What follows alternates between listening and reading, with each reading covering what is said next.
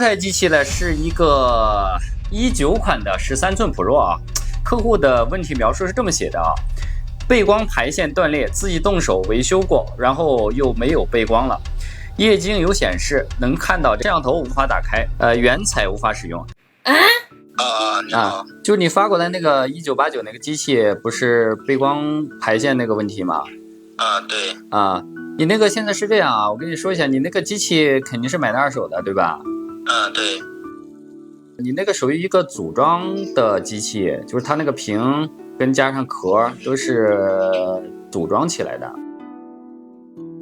不是原装的。它这个本身19款不存在这个背光问题，只有16、17款这个排线设计短了才会有这个问题，19款就改良了。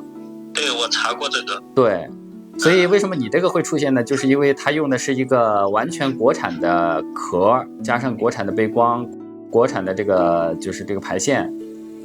我之前修到过一个，然后机器我一拆开一看，就是那个屏也是组装屏，然后那你这个的话，它就没有办法换排线了，因为它这个排线是跟那个背光的那个灯是做的一体的。然后原装的它是排线跟那个灯条它是有一个焊盘可以单独换，然后你这个呢，它就是纯国产之后呢，就做的整个是一整体，没有办法单独换。那个液晶屏是原装的吗？液晶屏也是国产的组装的。那没办法换咋弄呢？现在有这么2个方案，一个就是就不分离屏了，只是想办法把你这个背光排线给你接上，但是摄像头这边就没办法接，因为摄像头的排线特别细，接的那个难度特别大。这样的话能保证你机器能显示能亮。第二个呢，就是换一个原装的壳，原装的壳带背光带排线，然后把你的屏贴过去。那个代价应该要大一些。找那种就是拆机的成色，说不是那种特别完美的，那完美的不好找，就是那种有一点小磕或者小划痕这种的可能能找到。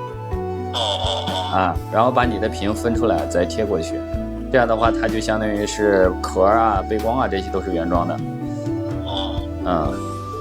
可能这样好一点。得多少钱？那样的话找一个壳，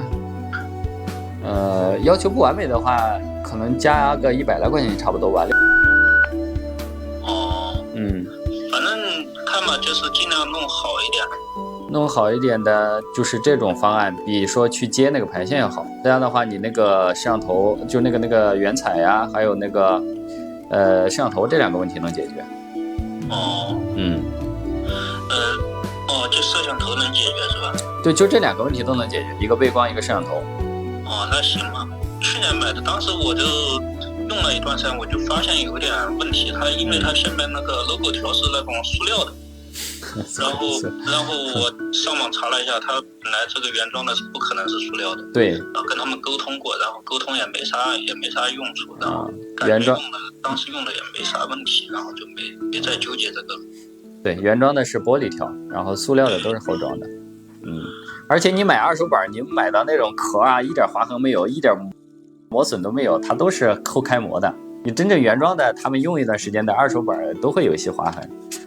对。我刚看到你那个壳特别新，一点磕一点划都没有。还有没有其他啥问题？你看大的。其他的，因为我现在机器开不了机，就是没办法显示嘛，应该是主机这边好像还可以吧，电池也没有鼓什么的，其他方面好像还可以。那就是。那个屏幕就是原装的跟国产的应该没啥大的。色彩上面有区别，但是你得对比，你就是普通人看不出来。色彩不对是吧？对，色彩会有区别但是你正常用不做图不什么的，就是也看不出来，真看不出来。行。行，那我就给你安排，然后有结果跟你说一下。好嘞。看到没？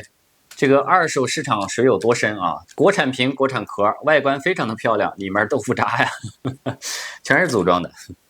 这个东西一般的人还看不出来啊，就是国产屏跟原装屏有一些色差，但是你不经过对比啊，不是专业的可能也分辨不出来。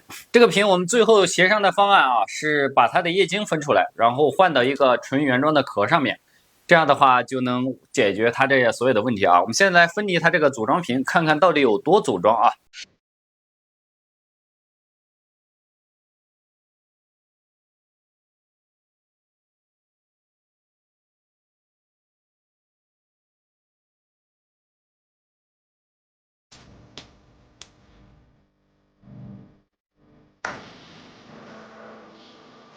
可以看到它这个 logo 条上面呢都没有这个保护膜啊，这个组装屏啊，连这上面的这个保护膜都没有，直接是晶体外露的。看它所有的螺丝啊都是十字的，其实在苹果笔记本上啊，没有一颗螺丝是十字的，连螺丝都是用的这个普通的螺丝啊。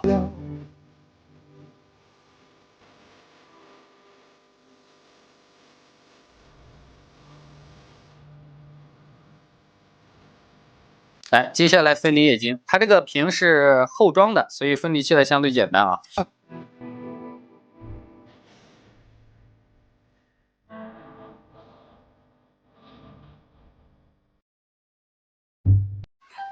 终于分离出来了，可以看到它这个胶啊打的特别多。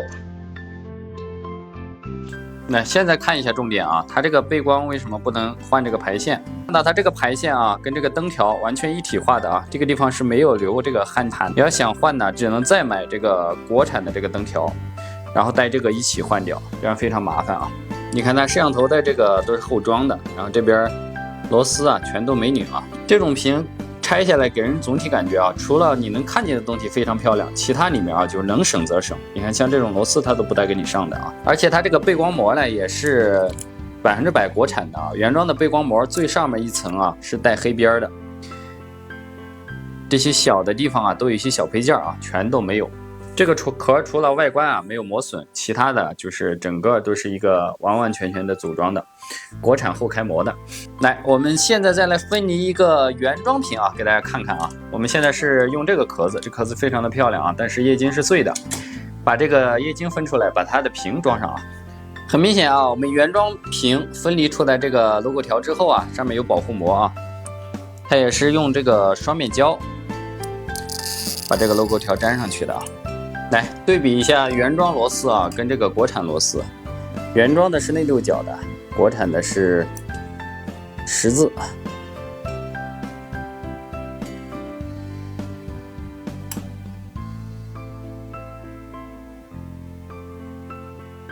因为我这个液晶是坏的啊，所以我们在分离这个的时候呢，可以大胆一点了。来，先开原装屏，再看一下人家的背光啊，细节啊。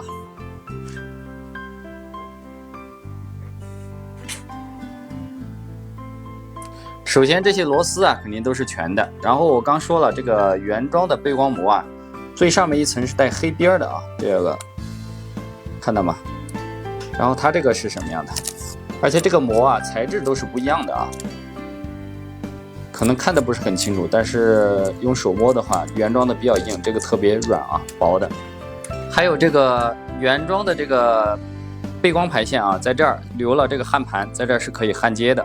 因为这个我们换过很多啊，像它这个呢就是一体化的啊。来，我们把它原来的屏啊贴到我们原装的壳上面，装到机器上，先点亮一下啊。